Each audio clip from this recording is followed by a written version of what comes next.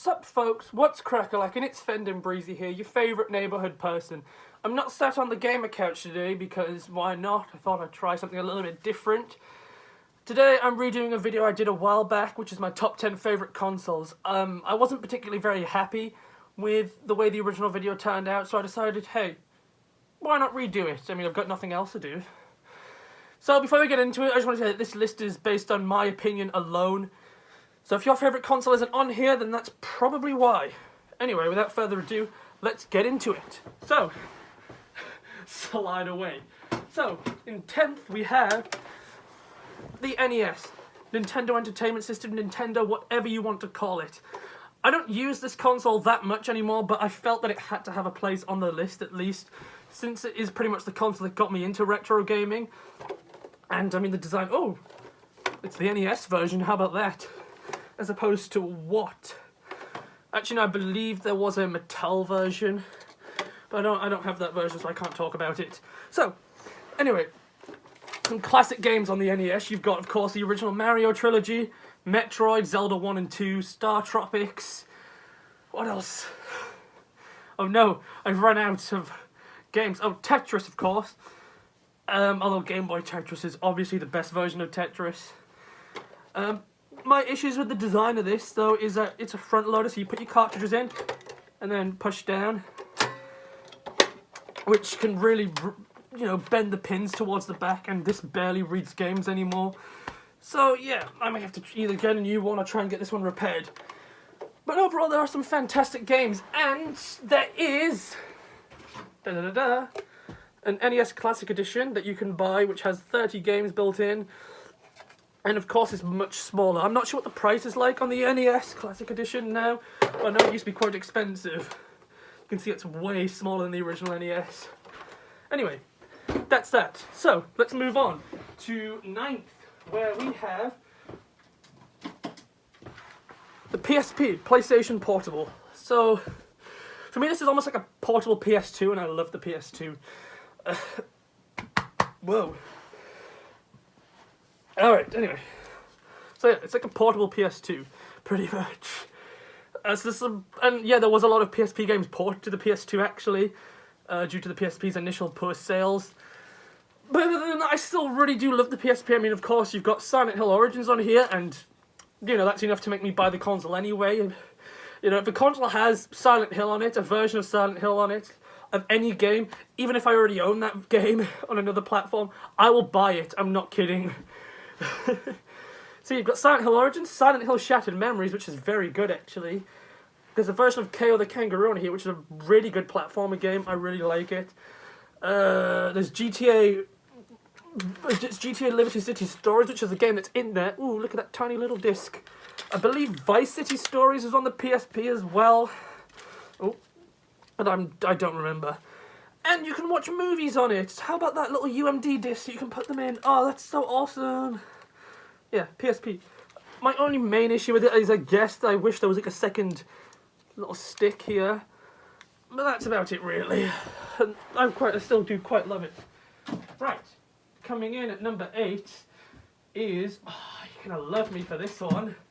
Oops, I almost broke something.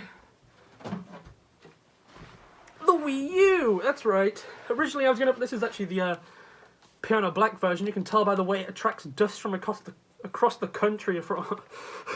Yeah. Anyway. I was originally going to put the Wii here, but then I was like, you know what? No, I'm going to put the Wii U, because, I mean, yes, the Wii has some great games. Mario Galaxy, Silent Hill, Shattered Memories. You got the Conduit GoldenEye remake on the Wii. But the Wii U can play all those games, and it has its own fantastic library. You've got Mario 3D World. Nintendo Land was quite fun, actually. Zombie U was a whatever game. Splatoon, Wind Waker HD, which I really love Wind Waker. I've got Wind Waker HD digitally on the Wii U, and it's really good. I really want to get the original GameCube game now. And I don't even care for Zelda that much, that's the thing. There's only like 3 games I even give a shit about in the entire Zelda franchise. What else? I need to think of more good games on here. Mario Kart 8. Got Minecraft on the Wii U, which is great. Any console has to have a version of Minecraft these days, basically. Yeah, very good. It's also weirdly quite long, and I don't know why. I think it's like, I don't remember how powerful this is. I think it's like about as powerful as the Xbox 360 and PS3, or it might be slightly less. I don't remember. Anyway, that's enough Wii U talk. Also, actually, while I'm getting at the next console, I might as well say as well that the Wii U is Nintendo's worst-selling home console. It sold like 13.6 million units, I think, which is, you know, the Switch outsold the Wii U in like its first year of release.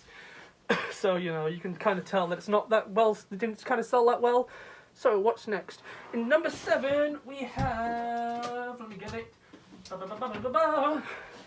the Game Boy, specifically the original Game Boy. I really like its big chunky design. The D-pad and buttons just feel excellent. I mean, I guess, you know, they would kind of have to be quite, you know, able to stand up to wear and tear, because you can't exactly buy a new controller, can you? It's very similar to the old NES ones, and yeah, I really like it. It's one of my favourite D-pads on any system ever. Start and select are a bit rubbish, but then again, they're rubbish on pretty much every controller, whether they're like rubberized like this. I don't know why old controllers always had like a rubberized start and select. It just doesn't feel very good. Also, I quite like this actually. Not this bit though. I'm going to get onto that actually in a bit. 4 AA's. Wow, that's awesome. Not really. I mean, to be fair, you get quite a long battery life. You get like 30 hours out of it. But this is quite cool. This is what I was on about. Cartridges have this little chip out the corner. Because when you put it in, look, a little piece of plastic comes over to lock it in place. How awesome is that? Oh, it went per-pling. Did you hear that? So, of course, Game Boy, some great games. You've got Tetris, of course. Mario Land 1 and 2. Mario Land 3, also known as Wario Land. How do you pronounce it? Is it Wario? I've heard some people say Wario, but I don't think that's right. I'm going to stick with Wario. Yeah, what else? Mario and Yoshi, that was quite a good game, actually. Simple puzzle game. There's a version of Mortal Kombat on here, which I'm not the biggest fan of Mortal Kombat, but it's decent. Anyway, yeah. Game Boy, very good. One of my favourite portable systems. Let me just slide away. And, of course, I do have subsequent models of the Game Boy, like the Game Boy Pocket. I also have the Color and Advance, but original is my favourite. Right, moving on. We have the Nintendo 64 in 6th place. So called that because it's 64 bits. See what they did there? That was the thing that they did with so many games. They had like Super Mario 64, Star Fox 64, which didn't come out as Star Fox 64 here. They called it Lilac Wars because there was a German company called Starvox, and it would sound too similar. I don't know why they didn't just call it Starwing 64 since they released the original Star Fox as Starwing. That was just confusing. But anyway, before we continue with games, let's talk about this. 4 controller ports, one of the first consoles to have it, which is great because there's some absolutely fantastic 4-player games. Mario Kart 64, Super Smash Brothers, of course, and then there's many more, of course. GoldenEye 007, actually, that's a great game. I really need to get another N64 controller so I can do multiplayer on GoldenEye. Whoa, I need to stop talking so fast. Anyway, yeah, great console. I believe as well that it was, well, I know it's more powerful than the PS1, because that was like 32-bit. I think the Saturn is 32-bit. It might be 64. I don't know why I'm pointing. You can't see what I'm actually pointing to. Well, you can probably guess, but you can't see it. Big drawback with this system, though, is they decided it would be awesome to stick with cartridges, which, you know, isn't very good because the PS1 and Saturn were both using CDs at that time, which A, were cheaper to produce, and B, could store a lot more than cartridges could. So, you know, Nintendo lost a lot of third-party support in this generation. But I guess I kind of can see their rationality behind it. I believe that's the right word.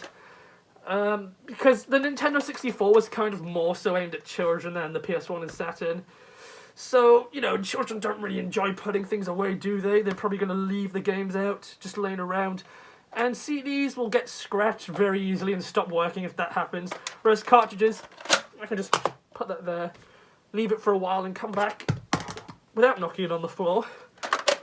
And it'll likely play again. And also, to be fair, I really like the Nintendo 64 cartridges. Oh, look, Nintendo seal of quality. Ooh. Yeah, I really like the Nintendo 64 cartridges. I don't know why, I really love their rounded top and the way they sit in the console. Anyway, let's move on. We already talked about games for it, didn't we? I guess we can talk more about them while I go and put it back.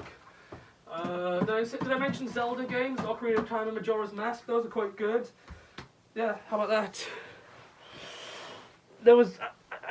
Wave Race was actually a quite good game I enjoyed. Yeah, anyway. I actually thought the N64 was going to be bigger than it was. I don't know why, I just did. So, let's talk about the console in 5th place. That's right, we're halfway through now. Where we have the Sega Dreamcast. I love the Dreamcast. It's my favourite Sega console, despite it selling pretty atrociously, actually. You remember the Wii U, Nintendo's worst selling home console that was considered a massive failure? Sold 13.4 million units. This thing only sold 10 million. And I think it's such a shame because it is a genuinely fantastic console. I mean, controller, it's very weird looking. I'll give it, it's very weird looking. But, with only one analog stick, I think it works pretty fine. And, you've got discs instead of cartridges. Well, I believe they're GD-ROMs, I think, which could store like a gigabyte of space. And I really love the little logo that it has, the blue swirl or orange swirl if you're in North America or red swirl in Japan. It's cool, I like it. And it also comes with a built-in Ethernet adapter, which is crazy for consoles at this time. Look, there it is. You can see it more clearly. Like, it literally just came with the console. And believe it or not, actually, like I said, this thing came out, this thing, there we go, came out in, I think, like 1999 here, and I believe it was 1998 in Japan. Despite it being discontinued in 2001, I think, games are still being made for this console. The last officially licensed one came out, I believe, in 2007. But this console is apparently ridiculously easy to program for. And literally, people still make games for this platform. You can literally pick up new releases that people have made, still to this day. Which, that's really impressive. Oh, okay. Oh. Right. The next one's going to be a bit of a challenge to get out. So, let me just bum shuffle. I said bum. Because coming in 4th place is... Let me just move this one. No, it's not the Sega Saturn. But there's the Saturn if you want to get a look at it. Coming in 4th place is... the PlayStation 4. Yeah, I love the PlayStation 4 and basically bought it because of some of the exclusives on there. That's how I buy... Let's put it there so you can see it. So the way I buy consoles is the way I buy new consoles is, I look, when they come out, I give them like a few months to a year to see which one has the better exclusives, and then based on which one has the better exclusives, I'll get. So for example, this time around, I remember seeing people play Until Dawn, and I looked at that game, I was like, that looks so awesome. I love the look of that game. And so that's why I got a PS4, because of Until Dawn. And yeah, it is a good game, but it's by no means the best game on the system. We'll think about some of the good games. There's Resident Evil 7, Resident Evil 2 Remake. That's my favourite game on the PS4 right now, actually. Sonic Forces was quite good. Bubsy the Woolly Strike Back was a game I got from GameStop for like $20 when I was in Florida. Because I believe it only physically came out in North America. And despite, Bubsy's series being infamous for its horrendous quality, the Woolly Strike Back is actually quite a decent game. What else was good on the PS4? You've got Minecraft on there again. What else? I'm trying to think. I should know, I have a bunch of games. Red Dead Redemption 2. There was a remake of The Last of Us that came out, which was quite good. Which is... I really wanted The Last of Us when it came out on the PS3 because it looked awesome, but I didn't have a PS3. Up until, very recently, sometime last year, I think, was when I bought it. Yeah, so, PS4, very good. Some fantastic games. And I will just depending on whether or not the rumours of a new Silent Hill game coming out for the PS5 are true, I will likely stick with PlayStation if that's the case. In fact, well, if a new Silent Hill game does come out for the PS5, I'm definitely getting the PS5 over the Xbox, whatever it's called. Was it Series X? I think it was Series X, I don't know. Xbox console names have always perplexed me. Oh no! This thing's broken on the Saturn. I really need to get this fixed. Right. Like, seriously, like the way... Oh my god, there we go, it's finally... Oh my god, I literally hate this fucking disc drive. There we go. But the way Xbox has always named their consoles confuses me. Right, what's next? Okay. Coming in third place, this is the last portable console. Oh, hang on, I need to sort this out because my nose is slowly being flattened in this thing. Right. So, in third place, we have the last portable console, the 3DS. This is a 3DS and a new 3DS. I put them both together because they're effectively the same console.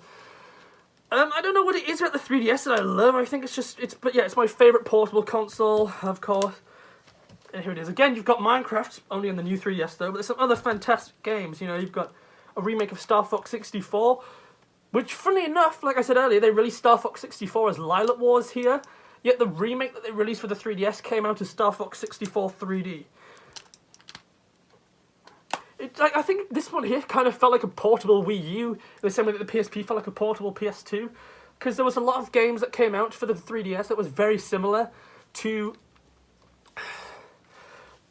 two Wii U games. When you had New Super Mario Bros. 2, which felt like New Super Mario Bros. U, Mario 3D Land, which was really good. I actually have 100%ed the game, which is one of the few 3D Mario games I've actually done alongside 64 and Sunshine, which are the only other ones I've 100%ed. What else?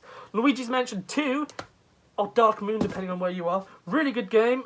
I really loved it, and it got me super hyped for Luigi's Mansion 3, which was even better, but that's on the Switch and we won't talk about that. What else? There's a remake of Ocarina of Time on the 3DS, again one of the few Zelda games I give a shit about. So, along with Majora's Mask actually came out on here.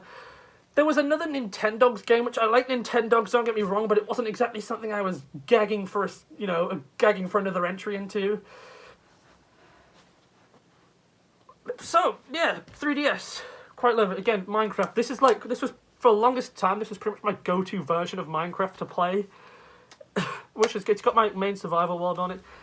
Yeah. And the new 3DS, actually, you've got these... Oh, if I can get it off without damaging it. Come on. Oh, fuck, shit, did I break it? I hope not. No, I didn't. You know, you've got, like, face plates that you can change about, but I don't have any. So, yeah, that's kind of sad, because I'm poor. There was one thing, actually, that I remember that the new 3DS did, which I didn't like, compared to the original. I can't even get this back on. Do you know what? Okay, we'll sort it out after the video. But yeah, the original 3DS, the placement of the SD card was really easy. It's literally just there, and you...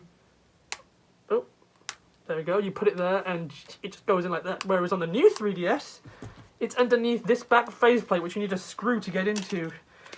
Why? Why, Nintendo? Why would you do that? That's not cool. That's just bruh. Oh, got it back on. There we go. Right. Anyway, so, we're getting into the last two now.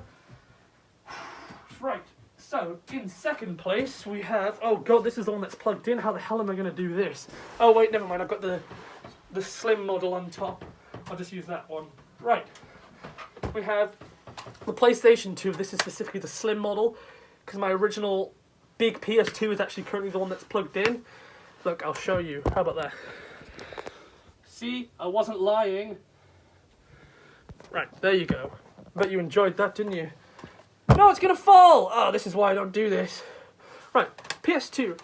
I'm a big fan of horror games, so for me, this had to be a go-to console. In fact, I actually bought the PS2 originally just to play one specific horror game. Silent Hill 2, of course. And yeah, there's some fantastic horror games. Silent Hill 2, Silent Hill 3, Silent Hill 4, you have got Origins and Shattered Memories, but they aren't particularly scary as well. They aren't particularly scary though, unlike the original Silent Hill games. Haunting Ground, Resident Evil 4, there's a couple of other Resident Evil games. What was that one called? It was like a tie-in to the movie. Was it called The Thing? But that's quite a good horror game as well. So I've heard. I really want to get it. What else? Rule of Rose is a game that I see some people like. A, it's very expensive.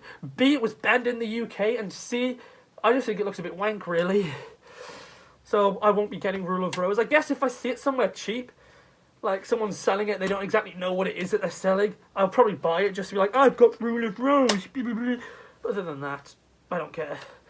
What other good games are on here? I mean, of course, you've got GTA, GTA 3, GTA Vice City, GTA San Andreas. I love GTA 3, by the way. It's my favourite Grand Theft Auto. Yeah. And look at the size of the Slim model as well. And on top of that, it doubles as a DVD player. So if ever I'm going somewhere, this is probably the console I'll bring. Because, like, again, look at the size of it. Like, I remember one time I was going to school, I literally brought this with me and I put it in my blazer pocket. That's how small it is. I can literally fit it in one of my pockets. Yeah. Is there any downsides? I'm trying to think. Is there anything I don't like? Oh, yeah. One thing I don't like. The PS2's controller, despite it being very good, like, I love the way it's laid out and the feel of everything. I don't know if this is just me, but, like, it seems to be impossible to find a fully working one.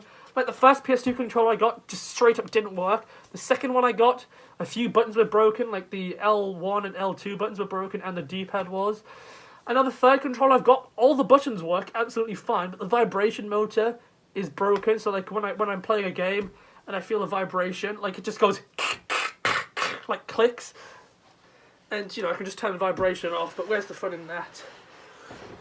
Right, anyway, now we've come to the #1 console. Ah, my leg, it just clicked. And now we're coming on to my favourite console of all time. Oh, come to me, there we go. The Nintendo GameCube. I love this console so much. If not only for its very charmingly small mini disc that it uses to prevent piracy, which, to be fair, it works, I guess.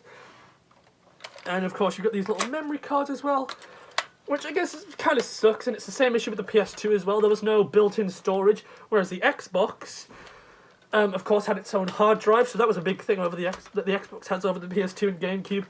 But look, you've got a little handle on the back to carry it. How cool is that? And I see a lot of people are confused by why the handle's there, but I kind of get it. Because it's very easy to, like, grip, say, a Nintendo 64 or a PS1 with one hand because of the way it's built. With the GameCube, it's not as easy. Like, I don't really feel that's a good idea to carry it like this, so the handle on the back makes more sense. Do you know what, right? I might buy a broken GameCube, open it up, take the insides out, and make it into like a little bag or a lunchbox. Could you imagine that? That would be awesome. Oh, that's a project I should do. Fantastic games on the GameCube. Mario Sunshine, like my second favourite game of all time. Yeah, I mean, it was my favourite game before Silent Hill 2 came along. But yeah, Mario Sunshine, Luigi's Mansion, Eternal Darkness, fucking brilliant game. I love the sanity effects in that game. I've been trying to find a copy of that game for so long. I really need it. I've played it like once on an emulator, and oh, it was so much fun, but I don't want to beat it on the emulator because that's no fun. What else? Care of the Kangaroo is on here, which is that game I've been going on about. Yeah, really good game with Care of the Kangaroo. Metroid Prime 1 and 2, Sonic Adventure 2 is on here, although usually I would stick with the Dreamcast versions. Did I even talk about Dreamcast games? I don't remember. I don't think I did. Oh well, whatever. Okay, Sonic Adventure and Rayman 2, there you go, some good Dreamcast games. What else? What else is on the GameCube? Mario Kart Double Dash, a Mario Kart game I really, really want to get. It looks awesome. I just don't have many GameCube games because everything for the GameCube still seems to be really expensive, which is such a shame. Yeah, it's probably like if you want, and you know, I really like the 6th gen. In fact, I might do a video on 6th gen consoles because I think it's something that both gamers who like people who play more modern games and retro gamers can like both. Anyway. That didn't come out very well, and with that I'm going to end this video. If you enjoyed it, leave a like because that would be awesome. The and subscribe as well, because that would also be epic. You know, to become a Horrid Henry fan today. Thanks for watching. If you actually watched to the end of this video, then you're awesome, because I know probably nobody will actually get this far in the video. Thanks for watching, and I'll see you next time. Bye.